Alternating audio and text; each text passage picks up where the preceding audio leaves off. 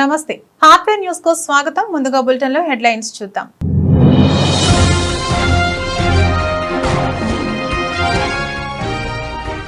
పత్తి దిగుమతి సుంకం తగ్గింపు జీవో ఉపసంహరించాలి.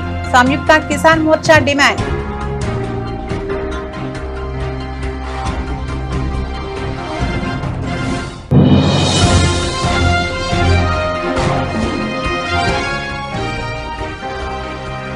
కొత్తగూడెం హెడ్ ఆఫీస్ ముందు మహాధర్నా నిర్వహించిన టీబీజీ కేఎస్ శ్రేణులు.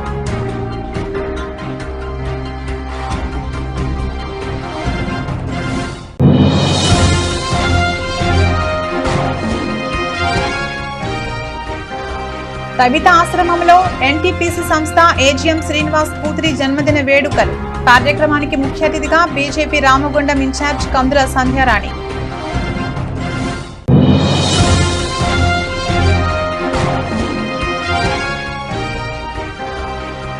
సెప్టెంబర్ 12న చలో ప్రజాభవన్ జయప్రదం చేయాలి.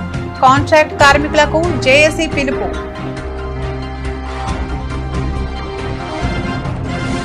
ఎస్కేఎం కేంద్ర రాష్ట్ర కమిటీల పిలుపులో భాగంగా జిల్లా కమిటీ ఆధ్వర్యాన అంతర్గా మండల తహసీల్దార్ గారికి మెమరాండం ఇవ్వడం జరిగింది. ఈ సందర్భంగా ఎస్కేఎం జిల్లా నాయకులు ఎల్ భీమయ్య, మేరుగు చంద్రయ్య, గుమ్మడి వెంకన్న, నరసింగరావులు మాట్లాడుతూ అమెరికా సామ్రాజ్యవాదుల ఒత్తిళ్లకు తలొగ్గి కేంద్ర ప్రభుత్వం 19 ఆగస్టు 2025న పత్తిపై 11% దిగుమతి సుంకాన్ని తొలగిస్తూ జీవో జారీ చేస్తుందని, ఈ నిర్ణయం చేయడం వలన రైతాంగం తీవ్రమైన ఇబ్బందులకు గురి కావాల్సి వస్తుందని, దీనిని తక్షణమే వ్యతిరేకించవలసిన అవసరం ఉందని అన్నారు. దీంతో పాటు పత్తి పంటకు కనీస మద్దతు ధర క్వింటాలకు 10,075 రూపాయలు నిర్ణయించాలని, సంపూర్ణ రుణమాఫీ చేయాలని, రైతు ఆత్మహత్య బాధిత కుటుంబాలకు 25 లక్షల పరిహారం ఇవ్వాలని, భారీ వర్షాలకు దెబ్బతిన అన్ని రకాల పంటలకు నష్టపరిహారం ఇవ్వాలని డిమాండ్ చేశారు. కాంగ్రెస్ మిత్రులారా, ఈరోజు ఎస్కేఎం రాష్ట్ర కమిటీ పిలుపులో భాగంగా ఏదైతే మన పత్తి దిగుమతి సుంకాన్ని కేంద్ర ప్రభుత్వం తగ్గించిందో దానికి సంబంధించి ఇవాళ అంతర్గామ మండలాఫీసు ముందు ధర్నా చేసి వినతి పత్రం ఇవ్వడం జరిగింది.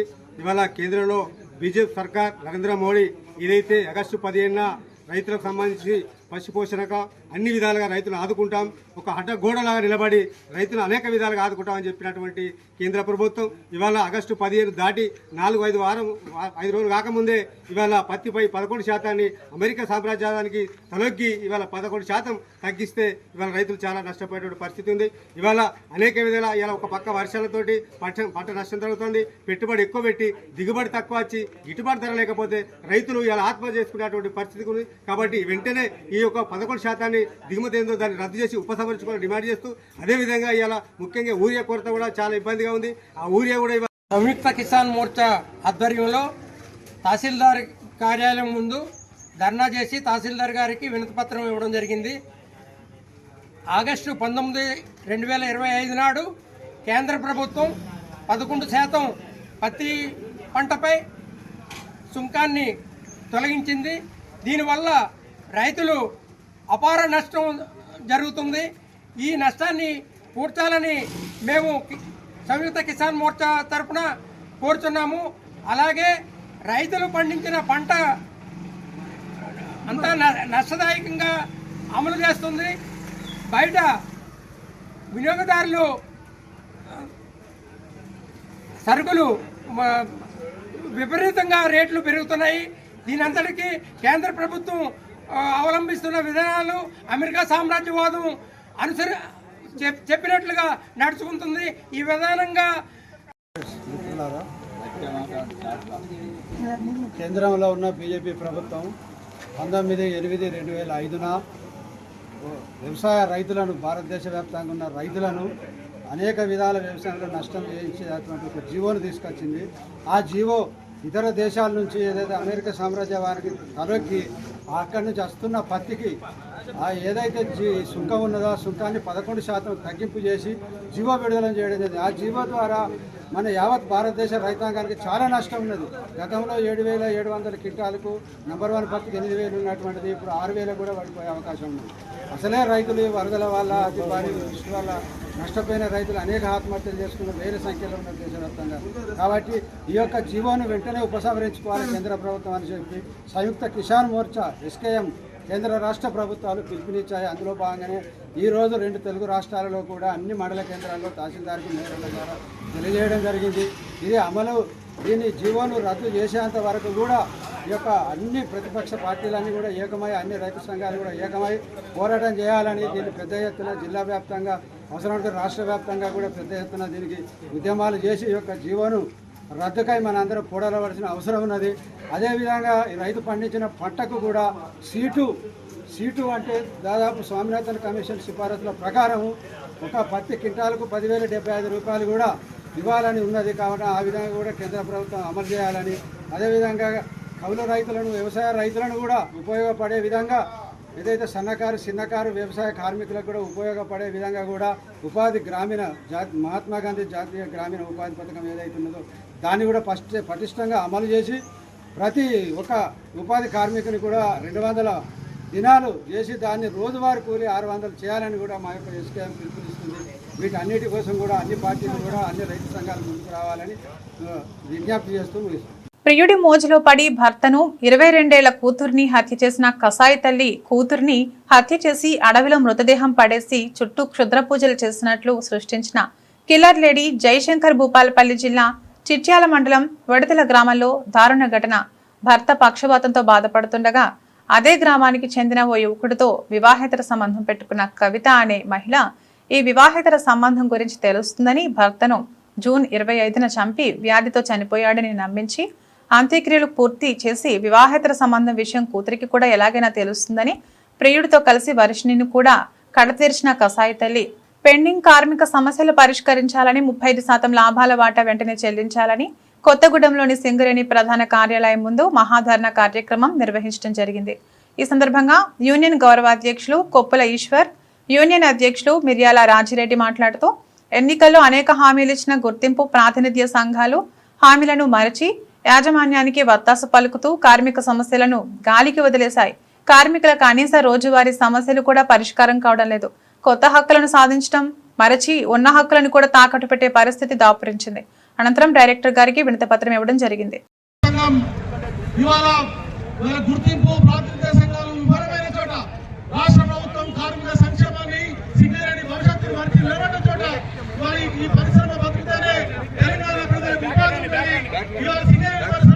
ఈనాడు యొక్క ధర్నా కార్యక్రమాన్ని చేపట్టడానికి ప్రధానమైనటువంటి కారణం ఏదైతే గతంలో సింగరేణి కార్మికుల సంఘం యొక్క ఎన్నికలలో అనేక వాగ్దానాలు చెప్పి మాయ మాటలు చెప్పి అధికారంలోకి వచ్చి అనేకమైనటువంటి హామీలు ఇచ్చి ఇలా కార్మికులను గాలికి వదిలేసి మరి వాళ్ళు ఇచ్చిన హామీలను అమలు చేయడం కోసం ఏమాత్రం ప్రయత్నం చేయకుండా ఇలా కార్మిక వర్గాన్ని వంచినటువంటి మోసం చేసినటువంటి విషయాన్ని మరొకసారి ఈ యొక్క యాజమాన్యం దృష్టికి తీసుకురావడం కోసం తెలంగాణ బొగ్గుగని కార్మిక సంఘం ఒక బాధ్యతాయుతమైనటువంటి సంఘంగా తెలంగాణ రాష్ట్రాన్ని సాధించడంలో ఈ యొక్క సింగరేణి సంస్థ యొక్క భవిష్యత్తు కూడా ఆనాడు ఆలోచించినటువంటి సంఘంగా ఎవరైతే ఈ సంఘానికి ఆ రోజు అంకురార్పణ జరిపినటువంటి మన అధినాయకులు కేసీఆర్ గారి నాయకత్వంలో తెలంగాణ రాష్ట్ర ఉద్యమంలో సింగరేణి కార్మిక శక్తి, సింగరేణి కార్మిక లోకమంతా కూడా ఏకతాటిపైకి వచ్చి ఆ రోజు తెలంగాణ ఉద్యమానికి మద్దతు పలికినటువంటి విషయాన్ని గుర్తుంచుకొని సింగరేణి సంస్థని ఎట్టి పరిస్థితుల్లో కాపాడాలని, ఈ సింగరేణి సంస్థను అభివృద్ధి చెందాలని, దీన్ని ఇంకింత ముందుకు తీసుకుపోవాలని అనేక విధాలుగా ప్రణాళికబద్ధంగా ఈ యొక్క సంస్థ మనుగడ కోసం, సంస్థ యొక్క లాభాల కోసం అనేక చర్యలు తీసుకోవడం జరిగింది. అంతేకాకుండా అడిగినా అడగకపోయినా మరి కార్మికుల యొక్క సమస్యలు అనేక సంవత్సరాల నుంచి పెండింగ్ లో ఉన్నటువంటి సమస్యలను పరిష్కరించడంలో వారే స్వయంగా కార్మికుల దగ్గరికి వచ్చి రామకృష్ణాపూర్ లో, శ్రీరాంపూర్ లో స్వయంగా ఒక సమావేశాన్ని ఏర్పాటు చేసి వేలాది మంది కార్మికుల సమక్షంలో వారి యొక్క సమస్యలకు పరిష్కారం చూపించినటువంటి నాయకుడు మన కేసీఆర్ గారు. నిజంగా కూడా మనందరికీ తెలుసు, ఇలా 19-20 వేల మంది కార్మికులు అదనంగా వచ్చిండ్రు అని అంటే ఆనాడు మరి తెలుగుదేశం పార్టీ హయాంలో చంద్రబాబు నాయుడు గారు ముఖ్యమంత్రిగా ఉన్నటువంటి సమయంలో ఏదైతే కారుణ్య నియామకాలు ఉన్నాయో, డిపెండెంట్ ఎంప్లాయ్మెంట్ ఏదైతే ఉందో దానికి ఆ రోజు మరి తీసివేసినటువంటి దాన్ని మళ్ళీ పునరుద్ధరించి 19,000 నుంచి 20,000 మంది ఉద్యోగాల అవకాశాలు కల్పించడమే కాకుండా మహిళలకు సైతం ఉద్యోగాన్ని కల్పించినటువంటి నాయకుడు కేసీఆర్ గారు. అదే విధంగా అడిగినా అడగకున్నా మాకు తెలుసు, నేను స్వయంగా సింగరేణి కార్మికులుగా పనిచేసిన, స్ట్రైకులు చేయకుండా, ధర్నాలు చేయకుండా, నిరసనలు చెప్పకుండా ఆనాడు ఒక్క సమస్య కూడా పరిష్కారమైనటువంటి దాఖలాలు లేవు. ముఖ్యమంత్రి అపాయింట్మెంట్ కావాలంటే నాయకులందరూ పోయి హైదరాబాద్ లో లాడ్జింగ్లలో ఉండి వారాల తడబడి వెయిట్ చేస్తే గాని ఒక్క సమస్యకు పరిష్కారం దొరికేది కాదు. కానీ అడగకుండానే 16% నుంచి 32% వాటా లాభాల వాటా అందించినటువంటి నాయకుడు కేసీఆర్ గారు. అదే విధంగా సింగరేణి సంస్థలో పనిచేస్తున్నటువంటి కార్మికులు ఆనాడు తెలంగాణ ఉద్యమంలో పాల్గొన్నారని ఒక సపరేట్ ప్రత్యేకమైనటువంటి తెలంగాణ ఉద్యమ ఇంక్రిమెంట్ సింగరేణి కార్మికులకు అందించినటువంటి నాయకుడు కేసీఆర్ గారు. అదే విధంగా వాళ్ళ యొక్క సర్వీస్ లో ఇంకొక సంవత్సరం మరి సర్వీస్ ని పెంచినటువంటి వాడు కేసీఆర్ గారు.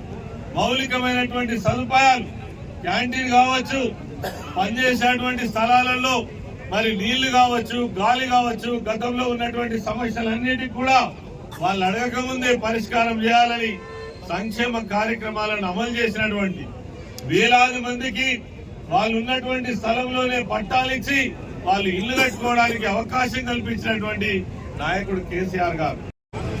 ఈరోజు మీరు ఈ వ్యవస్థాపకులు ఎవరైతే మన గౌరవాధ్యక్షులు ఉన్నారో వారు ఆ రోజు 2003 జనవరి 27న ఈ సంఘాన్ని స్థాపించడానికి పరిస్థితులు ఏ విధంగా అయితే ఉన్నాయో ఈ రోజు కూడా సింగరేణిలో, ఈ తెలంగాణలో ఉన్నటువంటి ఈ సింగరేణి పరిశ్రమలో మళ్ళీ అవే సమస్యలు మళ్ళీ పునరావృతం అవుతున్నాయి. సింగరేణి కార్మికులకు ఉద్యోగాలు లేవు, మెడికల్ బోర్డులు లేవు, ఈరోజు ఇన్వాలిడేషన్లు లేదు. మార్చి 21 అయినటువంటి మెడికల్ బోర్డు ఇప్పటి వరకు కూడా జరగలేదు. అంటే 5 నెలలు అయినప్పటికి కూడా మెడికల్ బోర్డు పెట్టలేదు.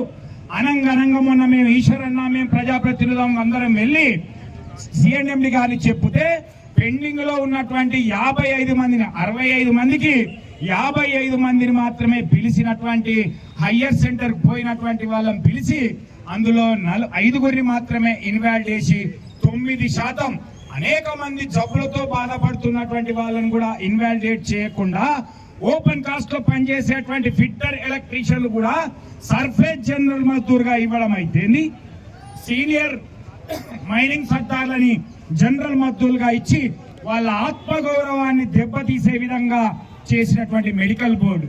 అంటే దీన్ని బట్టి అర్థమవుతుంది కేసీఆర్ గారు ఏదైతే 15,000 మందికి మహిళలతో సహా పెళ్లి అయినటువంటి వాళ్ళు, పెళ్లి కానటువంటి వాళ్ళు, వితంతువులు, విడాకులు తీసుకున్నటువంటి వాళ్ళు, ఒంటరి మహిళలతో పాటుగా 17,000 మందికి ఉద్యోగాలు ఇస్తే ఈరోజు జరుగుతున్నటువంటి పరిస్థితి ఏంటో మీరు చూస్తా ఉన్నారు.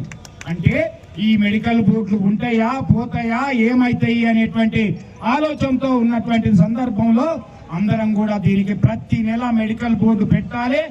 బాధతో ఉన్నటువంటి ప్రతి కార్మికుడిని కూడా అన్ఫిట్ చేయాలి. మొన్న జరిగినటువంటి అన్ఫిట్ అయినటువంటి వాళ్ళు, ఫిట్ అయినటువంటి వాళ్ళందరినీ కూడా మరొకసారి బోర్డుకు పిలవాలనేటువంటి ప్రధానమైనటువంటి డిమాండ్తో పాటుగా మనం ఎదురు చూస్తున్నాం.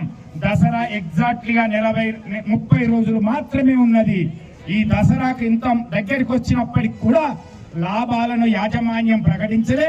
దానిపైన ప్రభుత్వం వాటా నిర్ణయించాలి, చెల్లించే తేదీ వెంటనే ప్రకటించాలనేటువంటి మరొక డిమాండ్తో ఈరోజు ఈ ధర్నా కార్యక్రమాన్ని, ఆ రోజు ఉన్నటువంటి కార్యక్రమమే ఈ రోజు చేయాల్సినటువంటి పరిస్థితి ఏర్పడతా ఉన్నది. ఆ రోజు కూడా లాభాల వాటా పెరగలే. కేసీఆర్ గారు వచ్చిన తర్వాతనే లాభాల వాటలో పెరుగుదల అనేది వచ్చింది.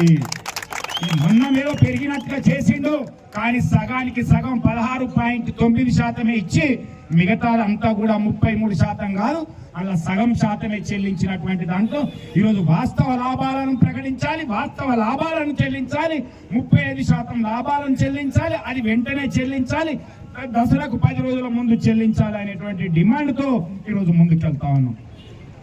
ఇకపోతే వేలం పాటతో సంబంధం లేకుండా సింగరేణికి బొగ్గు బాగులు కేటాయించాలి అనేటువంటి, ఓకే వేలంలో వేస్తే లాభం జరుగుతుంది, రాయల్టీ తక్కువ చెల్లించాల్సి వస్తుంది చెప్తున్నటువంటి వాళ్ళకి ఓకే. ఈరోజు తెలంగాణలో ఉన్నటువంటి గోదావరి నది పరివాహక ప్రాంతంలో ఉన్నటువంటి బొగ్గు బ్లాకులన్నీ మనకు కేటాయించినట్లయితే, ఒక్కొక్కటి ప్రైవేట్ వారికి పోయినట్లయితే మనకు ఉన్నటువంటి 35-38 బాయిలల్లా మూసుకుపోతా ఉంటే, కొత్త బాయిలు వచ్చినట్లయితే మరి మన సంఖ్య తగ్గి వాళ్ళ సంఖ్య పెరిగినట్లయితే ఇది సింగరేణిగా ఉంటుందా, ప్రైవేట్ గా పారుతుందా అనేటువంటిది ఆలోచించాల్సినటువంటి అవసరం ఉంది. అందుకే ఈ యొక్క బొగ్గు బ్లాకులు వెంటనే మనకు ప్రకటించాలి అనేటువంటిది, వేలం లేకుండా ఇవ్వాలి అనేటువంటిది ఒకటి. అందుకే సమయం అవుతున్నటువంటి సందర్భంలో మన గౌరవ అధ్యక్షులు మాట్లాడినటువంటి అవసరం ఉన్నది కాబట్టి పోలీసు మిత్రులకి ఒకటే, త్వరలోనే ఐఎఫ్టియు ఆధ్వర్యంలో సెప్టెంబర్ 5న హైదరాబాద్ లో జరిగే సదస్సు వాల్ పోస్టర్ ను సింగరేణి RG1 డివిజన్ పరిధిలోని రైల్వే సైడింగ్ వద్ద ఆవిష్కరణ చేయడం జరిగింది. ఈ సందర్భంగా ఐఎఫ్టియు జిల్లా అధ్యక్షులు ఈ నరేష్ మాట్లాడుతూ, దేశంలో ప్రభుత్వ రంగ పరిశ్రమల్లో పనిచేస్తున్న కాంట్రాక్ట్ అవుట్సోర్సింగ్ కార్మికులకు సుప్రీంకోర్టు తీర్పు ప్రకారం సమాన పనికి సమాన వేతనం చెల్లించాల్సిన అవసరం ఉందని, కేంద్రంలోని నరేంద్ర మోడీ ప్రభుత్వం అత్యున్నత న్యాయస్థానం ఇచ్చిన కోర్టు తీర్పును అమలు చేయకుండా దేశంలో ఉన్నటువంటి కోట్లాది మంది కాంట్రాక్ట్ అవుట్సోర్సింగ్ కార్మికుల పొట్టలు కొడుతున్న పరిస్థితి ఉందన్నారు. రాష్ట్రంలో ఏ పార్టీ ప్రభుత్వం అధికారంలో ఉన్నప్పటికీ సుప్రీంకోర్టు తీర్పును అమలు చేయకుండా ఆ యొక్క తీర్పును తొక్కిపెడుతున్న పరిస్థితి కొనసాగుతుందన్నారు. భారత కార్మిక సంఘాల సమాఖ్య IFTU రాష్ట్ర కమిటీ పిలుపు మేరకు ఈ నెల 7వ తేదీన హైదరాబాద్ సుందరయ్య విజ్ఞాన కేంద్రంలో కాంట్రాక్ట్ అవుట్సోర్సింగ్ మరియు స్కీమ్ వర్కర్ల సమస్యలపైన రాష్ట్ర స్థాయి సదస్సును నిర్వహించబడుతోంది. ఈ యొక్క సదస్సులో అన్ని రంగాల కార్మికులు పాల్గొని సదస్సును విజయవంతం చేయాల్సిందిగా IFTగా పిలుపునిస్తూ ఉన్నాం. ఇవాళ దేశంలో అనేక ప్రభుత్వ రంగ పరిశ్రమల్లో పనిచేస్తున్నటువంటి కాంట్రాక్ట్ అవుట్సోర్సింగ్ కార్మికులు చాలా దీనమైన స్థితిలో ఉన్నటువంటి పరిస్థితి కొనసాగుతూ ఉంది. కనీస వేతనాలు లేవు, చట్టబద్ధ హక్కులు లేవు, పని భద్రత లేదు. కాబట్టి ఈ యొక్క కార్మికులందరినీ కూడా ప్రభుత్వ రంగ పరిశ్రమల్లో కానీ, ప్రభుత్వ ఆసుపత్రిలో కానీ, లేదా ఇతర పరిశ్రమల్లో పనిచేస్తున్నటువంటి కాంట్రాక్ట్ అవుట్సోర్సింగ్ కార్మికుల పర్మనెంట్ చేయాలని చెప్పి డిమాండ్ చేస్తూ, అదేవిధంగా కనీస వేతనం 26,000 రూపాయలు ఇవ్వాలని చెప్పి కూడా డిమాండ్ చేస్తున్నాం. అదేవిధంగా 8 గంటల పని దినాన్ని కొనసాగించాలని చెప్పి ఈ సందర్భంగా డిమాండ్ చేస్తూ ఉన్నాం. ఇవాళ దీనికోసం హైదరాబాద్లో జరిగేటువంటి సదస్సును జయప్రదం చేయాలని IFTగా పిలుపునిస్తా ఉన్నాం. తెలంగాణలోని పాఠశాలలకు 21 సెప్టెంబర్ నుండి 3 అక్టోబర్ వరకు దసరా సెలవులు. అక్టోబర్ 4 శనివారం పాఠశాల పునఃప్రారంభం. మెగా స్పెషల్ క్యాంప్ 3వ రోజు NSS వాలంటీర్లు యూనివర్సిటీ PG కళాశాలలో పూర్తి స్థాయిలో క్లీన్ అండ్ గ్రీన్ కార్యక్రమం నిర్వహించారు. క్లీన్ అండ్ గ్రీన్ లో భాగంగా కళాశాల ఆవరణలో ఉన్న పిచ్చి మొక్కలు తొలగించారు. అంతర్గత రోడ్లకు ఇరువైపులా ఉన్న పిచ్చి మొక్కలను తొలగించి రోడ్లను శుభ్రపరిచారు. ఈ మెగా ప్రత్యేక శిబిరంలో PG కళాశాల NSS వాలంటీర్లు, గోదావరి ఖని ప్రభుత్వ డిగ్రీ కళాశాల NSS వాలంటీర్లు, ప్రభుత్వ బాలికల జూనియర్ కళాశాల NSS వాలంటీర్లు పూర్తి స్థాయిలో ఉత్సాహంగా పనిచేశారు. తదనంతరం NSS పై ఏర్పాటు చేసిన అవగాహన సదస్సుకి NSS నోడల్ ఆఫీసర్ మరియు PG కళాశాల NSS program officer doctor Prasad Babu అధ్యక్షత వహించారు. ఆల్ ఇండియా సరాఫా అసోసియేషన్ వివరాల ప్రకారం సోమవారం 10 గ్రాముల స్వచ్ఛమైన బంగారం ధర 1,05,670 రూపాయలు ముగియగా మంగళవారం 400 రూపాయలకు పెరిగి గరిష్టాన్ని తాకింది. గత వారం రోజుల్లో బంగారం 5,900 రూపాయల మేర పెరిగింది. ఈ ఏడాది జనవరి 1న 10 గ్రాముల బంగారం ధర 78,950 కాగా ఇప్పటి వరకు 34.35% పెరుగుదల నమోదు చేసింది. బంగారం మాత్రమే కాదు, వెండి కూడా పరుగులు పెడుతోంది. నిన్న కిలో వెండి ధర 1,26,100 రూపాయలకి చేరింది. ఇది వెండికి సంబంధించి అరుదైన స్థాయిగా మార్కెట్ వర్గాలు పేర్కొంటున్నాయి. సింగరేణి కాంట్రాక్ట్ కార్మిక సంఘాల జాయింట్ యాక్షన్ కమిటీ ఆధ్వర్యంలో RG1లోని సివిక్ జోన్ల వద్ద గేట్ మీటింగ్ నిర్వహించడం జరిగింది. ఈ మీటింగ్ లో సింగరేణి జాయింట్ యాక్షన్ కమిటీ నాయకులు, తెలంగాణ కాంట్రాక్ట్ కార్మిక సంఘం టీసీకేఎస్ రాష్ట్ర అధ్యక్షులు మద్దల శ్రీనివాస్, వేల్పుల కుమారస్వామి, సిఐటియు ఈసంపల్లి రాజేందర్, టీయూసీఐ పాల్గొని మాట్లాడుతూ గత అసెంబ్లీ ఎన్నికల సందర్భంగా సింగరేణి కాంట్రాక్ట్ కార్మికుల వేతనాలు పెంచుతామని, ఇతర సమస్యలు పరిష్కరిస్తామని కాంగ్రెస్ పార్టీ ఇచ్చిన హామీలను అమలు చేయాలని కోరుతూ సెప్టెంబర్ 12న ప్రజాభవన్ కార్యక్రమంలో సింగరేణిలో పనిచేస్తున్న అన్ని విభాగాల కాంట్రాక్ట్ కార్మికులు పాల్గొని జయప్రదం చేయాలని పిలుపునిచ్చారు. కాంగ్రెస్ ప్రభుత్వం అధికారంలోకి రావడానికన్నా ముందు సింగరేణి వ్యాప్తంగా పనిచేస్తున్నటువంటి కాంట్రాక్ట్ కార్మికులకు వారు ఎదుర్కొనేటువంటి సమస్యలు పరిష్కారం చేస్తామని, అదేవిధంగా గత ప్రభుత్వ హయాంలో ఏదైతే కాంట్రాక్ట్ కార్మికులకు జరిగినటువంటి ఒప్పందాలు ఉన్నాయో వాటిని అమలు చేయలేదు కాబట్టి వాటిని మేము అమలు చేస్తామని చెప్పేసి అధికారంలోకి రావడం జరిగింది.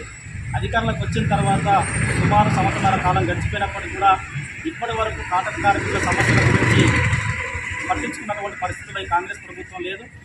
ఎప్పుడు చూసినా కూడా మాటలు చెప్తూ దాట వేస్తుంది తప్పితే కాంట్రాక్ట్ కార్మికుల భవిష్యత్తు గురించి మాత్రం ఆలోచిస్తున్నటువంటి పరిస్థితి లేదు. అందుకోసమే సింగరేణిలో పనిచేసే కాంట్రాక్ట్ కార్మికులకు కనీస వేతనాలు 26,000 రూపాయలకు పెంచాలని, అదేవిధంగా లాభాల వాటా 20,000 రూపాయలు ఇవ్వాలని, దీంతో పాటుగా పెండింగ్లో ఉన్న సమస్యలు పరిష్కారం చేయాలని, గత బీఆర్ఎస్ ప్రభుత్వం ఇచ్చినటువంటి హామీలతో పాటుగా ఆ ప్రభుత్వం హయాంలో ఇచ్చినటువంటి 22 నంబర్ జీవో ఏదైతే ఉందో ఆ జీవోను ఈ ప్రభుత్వం వచ్చిన తర్వాత గెజెట్ చేసి అమలు చేస్తానని చెప్పేసి సింగరేణి కాంట్రాక్ట్ కార్మికులకు హామీ ఇచ్చింది. ఇప్పటి వరకు కూడా 22 నంబర్ జీవో గురించి మాట్లాడుతున్న పరిస్థితి లేదు. అంతేకాకుండా కాంగ్రెస్ ప్రభుత్వం గెలిచిన ఒక్క నెల లోపులనే హైపవర్ కమిటీ వేతనాలు ఇస్తానని చెప్పేసి కూడా వాగ్దానం చేసిన పరిస్థితి ఉంది. ఒకవైపు 22 నంబర్ జీవోను అమలు చేసిన పరిస్థితి లేదు, దాంతోపాటు హైపవర్ కమిటీ వేతనాలు ఇచ్చిన పరిస్థితి లేదు. ఏ వేతనాలు లేకుండా ఉన్న వేతనాలు తగ్గించేటువంటి జీవోలు ఇచ్చేటువంటి పరిస్థితుల్లో ఈరోజు కాంగ్రెస్ ప్రభుత్వం ఉంది. దాన్ని కాంట్రాక్ట్ కార్మిక సంఘాలుగా తీవ్రంగా వ్యతిరేకిస్తున్నాం. అదేవిధంగా ఇప్పుడు డిమాండ్ చేస్తూ ఈ నెల 12వ తారీఖున చలో ప్రజాభవన్ కార్యక్రమానికి జేఏసీగా పిలుపుడం జరిగింది. ఈ పిలుపులో సింగరేణిలో పనిచేసేటువంటి కాంట్రాక్ట్ కార్మికులు అత్యధిక సంఖ్యలో కదిలి వచ్చి ఆ కార్యక్రమాన్ని జయప్రదం చేయాల్సిందిగా కాంట్రాక్ట్ కార్మికులకు విజ్ఞప్తి చేస్తున్నాం. ఇప్పటికైనా కాంగ్రెస్ ప్రభుత్వం ఎన్నికల సింగరేణి కాంట్రాక్ట్ కార్మికుల సంఘాల జేఏసీలు తలపెట్టిన సెప్టెంబర్ 12 చలో హైదరాబాద్ ప్రజాభవన్ ప్రోగ్రాంను కాంట్రాక్ట్ కార్మికులు అందరూ చైతన్యవంతులై కలిసికట్టుగా తరలి రావాలని, ఈ చలో ప్రగతి భవన్ ప్రోగ్రాంను విజయవంతం చేయాలని మా కార్మిక సోదర సోదరిమణులకు జేఏసీ పక్షాన తెలియజేస్తున్నాము. అదే కాకుండా మనకు రావాల్సిన వేతనాలు 22 జీవో అమలు కొరకు కాంగ్రెస్ ప్రభుత్వం ఇచ్చిన వాగ్దానాలు, గత ప్రభుత్వం చేసిన నిర్లక్ష్యము ఈరోజు ఈ ప్రభుత్వం కూడా చేయొద్దని మేము కోరుకుంటున్నాము. కాబట్టి కోల్బెల్ట్ ప్రాంతంలో ఉన్న ఎమ్మెల్యేలు కూడా కాంట్రాక్ట్ కార్మికులకు సపోర్ట్గా కలిసి వచ్చి వాళ్ళు కూడా రేవంత్ రెడ్డి గారికి మా కాంట్రాక్ట్ కార్మికుల కోసం వివరించి జీతాలు పెంచే విధంగా ముందుండి మాకు సహకరించాలని చెప్పి కాంగ్రెస్ పార్టీ ఎమ్మెల్యేలందరికీ కూడా వేడుకోవడం జరుగుతుంది.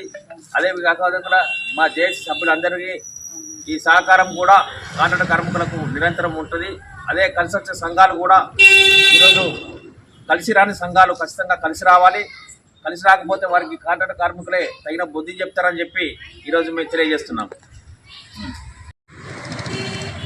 ఇవాళ చలో ప్రజాభవన్ కార్యక్రమాన్ని కార్మికులంతా విజయవంతం చేయాలని, అలాగే ఆ రోజు కేసీఆర్ ప్రభుత్వం కానీ కేసీఆర్ ప్రభుత్వంలో అగ్రిమెంట్ అయినటువంటి 18 డిమాండ్లను ఇంతవరకు 22 జీవోను అమలు చేయకుండా కాలయాపన చేస్తూ ఆ రోజు పబ్బం గడిపింది కేసీఆర్ ప్రభుత్వం.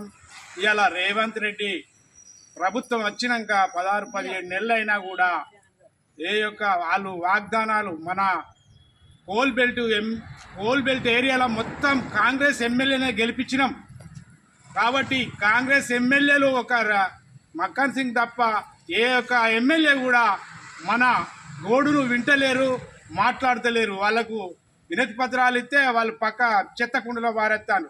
కాబట్టి మనమే స్వయంగా ముఖ్యమంత్రిని, కార్మిక శాఖ మంత్రిని, తదితర మంత్రులందరినీ కలిసి మన విషయాలు వ్యక్తిగతంగా మీరు ఏదైతే రాసి మీ సమస్యలు ఇయ్యాలే, ప్రజాభవన్ చలో ప్రజాభవన్ విజయవంతం చేయాలని సందర్భంగా తెలియజేస్తున్నాం. జయశంకర్ భూపాలపల్లి జిల్లా కాటారం మండల కేంద్రంలోని అంబేద్కర్ కూడలిలో దళిత బంధు బాధితులు ధర్నా చేపట్టారు. కాటారం డివిజన్ పరిధిలోని 5 మండలాల దళిత బంధు లబ్ధిదారులు జాతీయ రహదారిపై బైఠాయించి నిరసన తెలిపారు. ఈ సందర్భంగా పలువురు మాట్లాడుతూ ఇప్పటికైనా దళిత బంధు నిధులు విడుదల చేయాలని, అనేక కార్యక్రమాలు చేసిన ప్రభుత్వం స్పందించడం లేదని, ముఖ్యమంత్రి రేవంత్ రెడ్డి, మంత్రి శ్రీధర్ బాబు దళితుల పట్ల వివక్షత చూపుతున్నారని అన్నారు. దళితులు ఆర్థికంగా ఎదగడం ఈ ప్రభుత్వానికి ఇష్టం లేనట్లు వ్యవహరిస్తున్నారని ఆరోపించారు.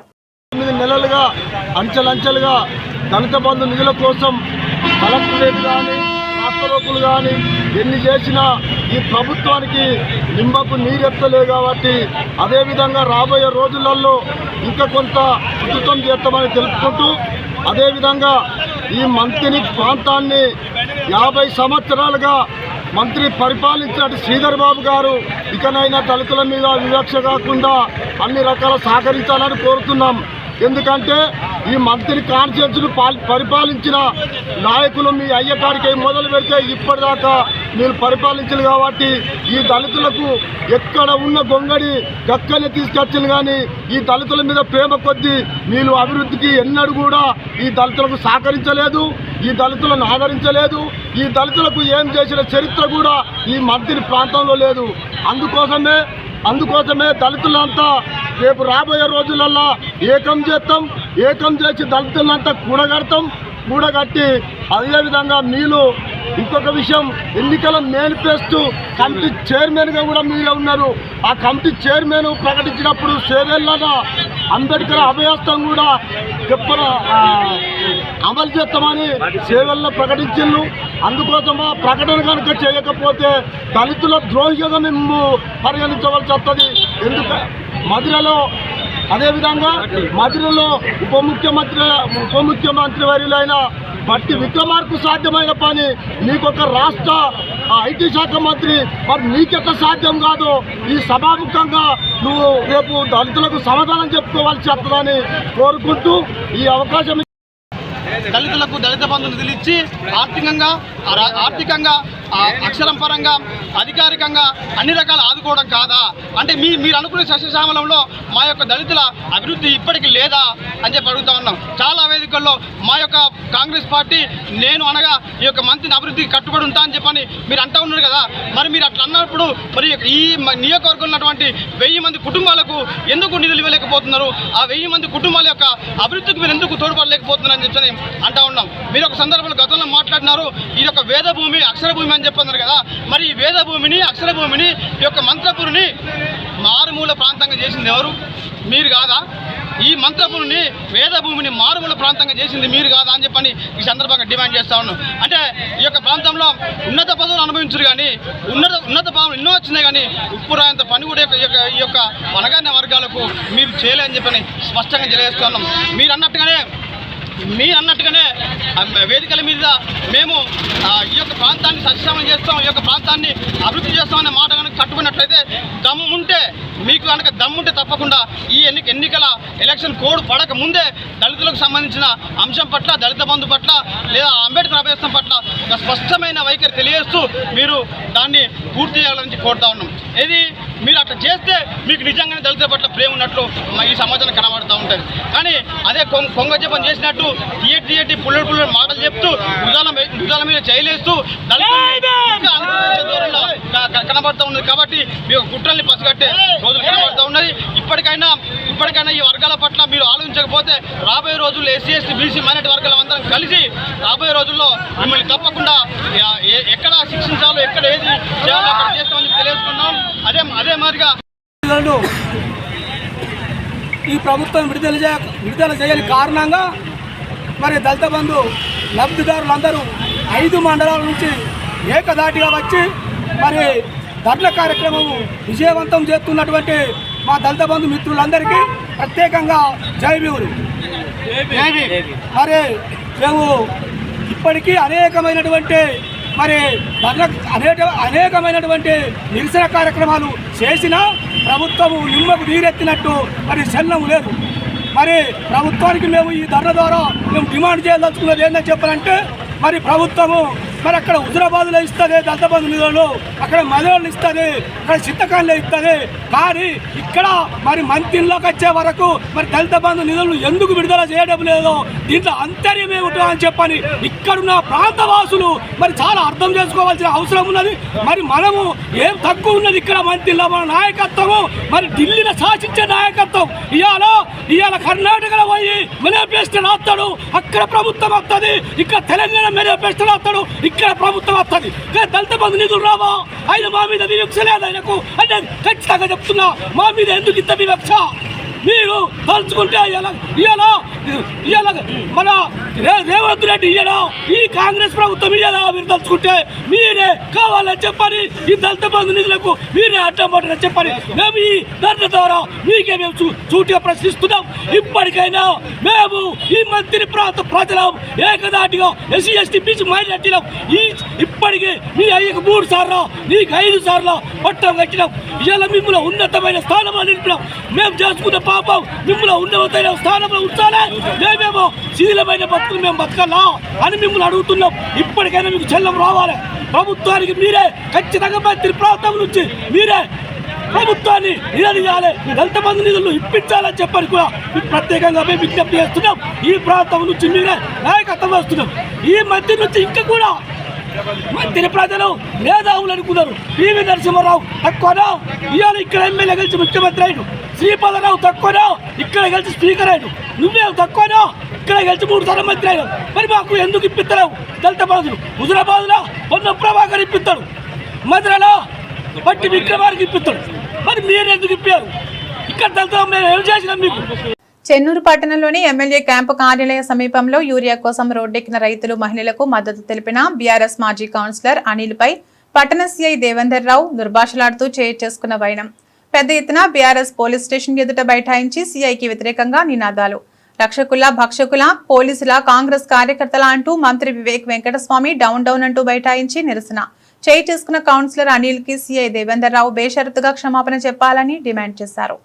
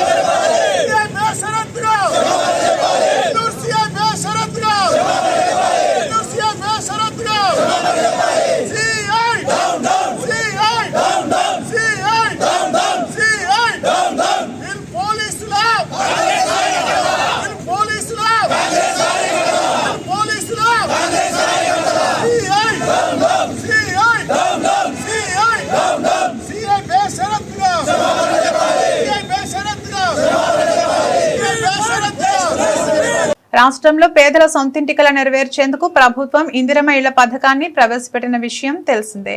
అర్హులకు మాత్రమే ఇళ్లు మంజూరు చేయాలని, ఎలాంటి అవకతవకలు జరిగినా సంబంధిత అధికారులపై కఠిన చర్యలు తీసుకుంటామని ప్రభుత్వం హెచ్చరించింది.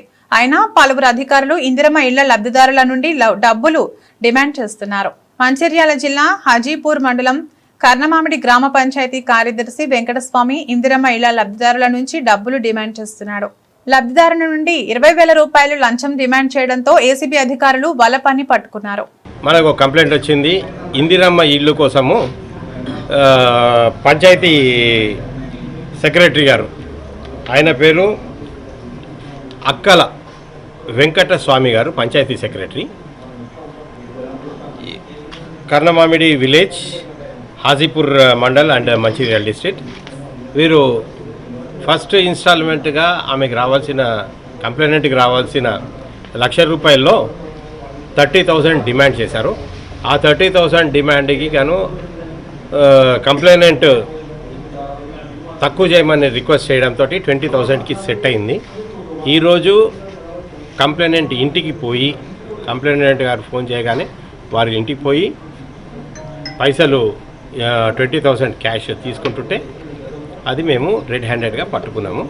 మేము అరెస్ట్ చేసి రేపు కోర్టులో సరెండర్ చేస్తాము.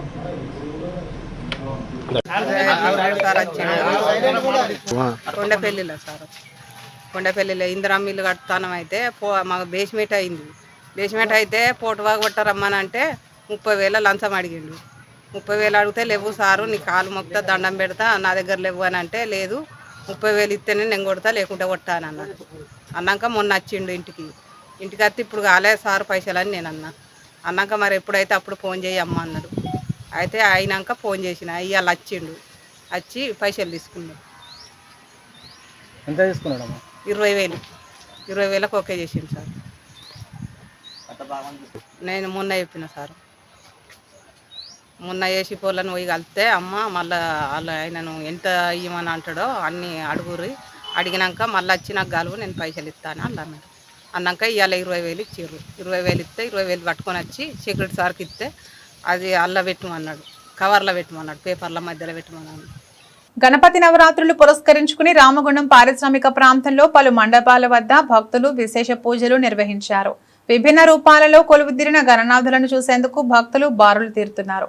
ఈరోజు గణేష్ మండపాల వద్ద కుంకుమార్చనలు, ప్రత్యేక పూజా కార్యక్రమాలు, అలాగే అన్నదాన కార్యక్రమాలు నిర్వహించారు.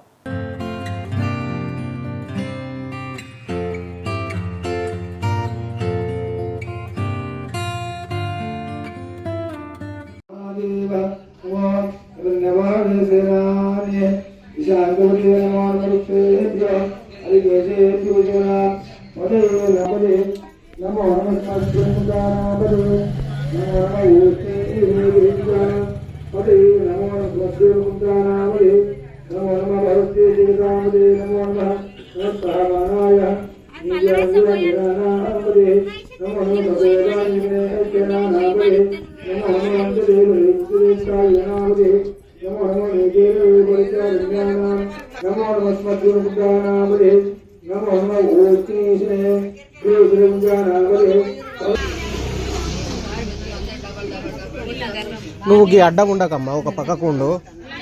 ఒక్కసారి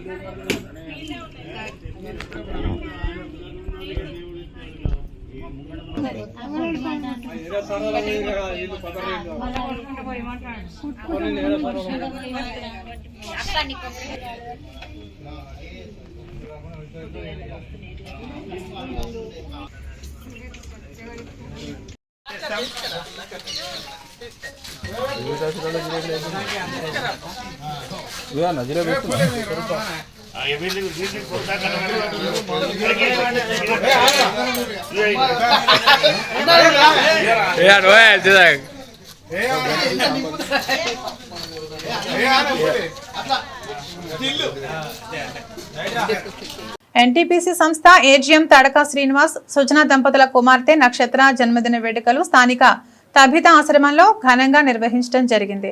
ఈ వేడుకలకు ముఖ్య అతిథిగా బీజేపీ రామగుండం ఇన్ఛార్జ్ కందుల సంధ్యారాణి విచ్చేసి ఆశ్రమంలోని చిన్నారులతో కలిసి కేక్ కటింగ్ నిర్వహించి చిన్నారులకు స్వీట్లు పంపిణీ చేశారు.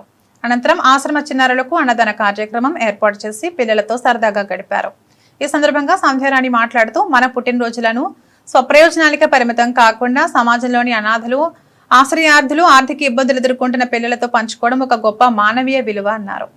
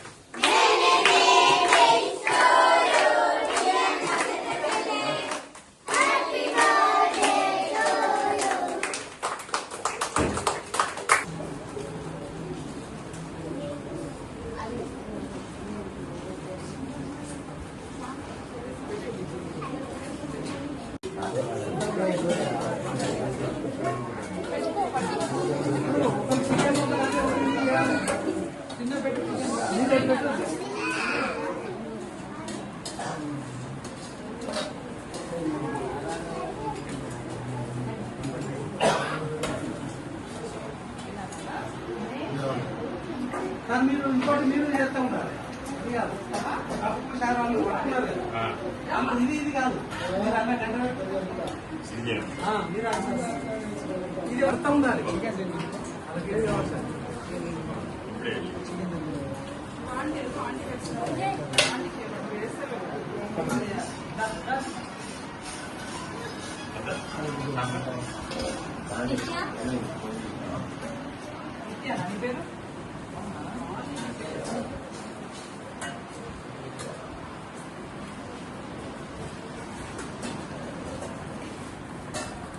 ఏది కొట్టుకుంటారు సాంబార్ కొట్టుకుంటారు సాంబార్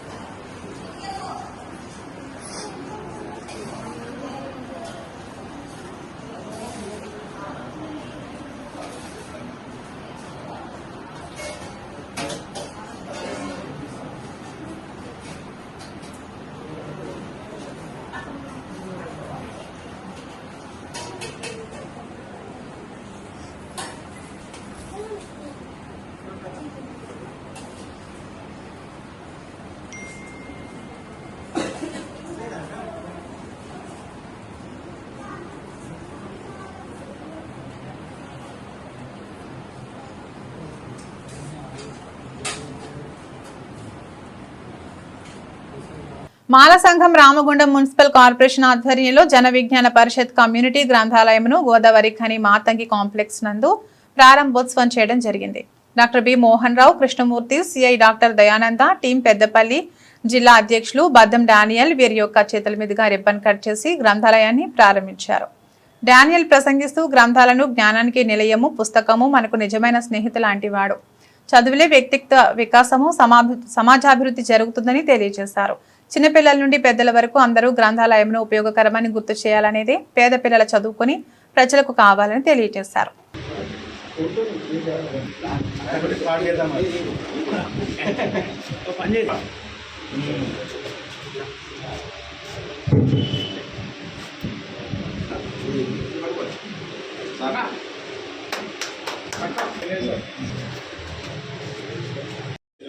ఈరోజు ఈ జన విజ్ఞాన వేదిక లైబ్రరీని ప్రారంభించిన ప్రతి ఒక్క మాలా సోదరులందరికీ నా యొక్క కృతజ్ఞతలు. ఈ లైబ్రరీ అనేది ప్రపంచంలో మనిషికి మంచి మిత్రుడు ఓలంటే పుస్తకాలే. అటువంటి కొన్ని వందల వేల పుస్తకాలు చదివినటువంటి అంబేద్కర్ తన జ్ఞానోదయంతో ప్రపంచ దేశాలు అన్ని తిరిగి దాదాపు 34 పట్టాలు సాధించాడు. అదేవిధంగా ఈ లైబ్రరీలో కూడా అందరూ పుస్తకాలను చదువుతూ తన యొక్క విజ్ఞానం పెంచుకుంటూ సామాజిక స్పృహలో భాగంగా విజ్ఞానం పెంచుకుంటూ వారి యొక్క ముందడుగు వేయాలని కోరుకుంటున్నాను. బులెటిన్ ముగించే ముందు హెడ్లైన్స్ మరొకసారి.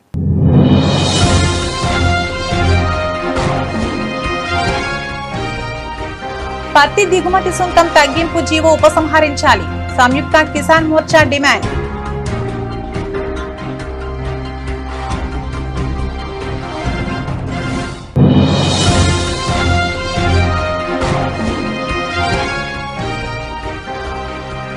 కొత్తగూడెం హెడ్ ఆఫీస్ ముందు మహాధర్నా నిర్వహించిన టీబీజీ కేఎస్ శ్రేణులు.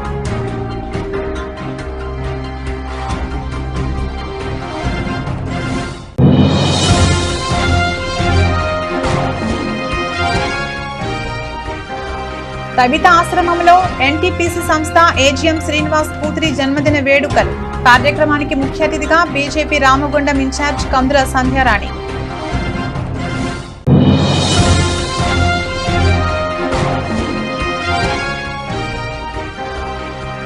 సెప్టెంబర్ 12న చలో ప్రజాభవన్ జయప్రదం చేయాలి, కాంట్రాక్ట్ కార్మికులకు జేఏసీ పిలుపు.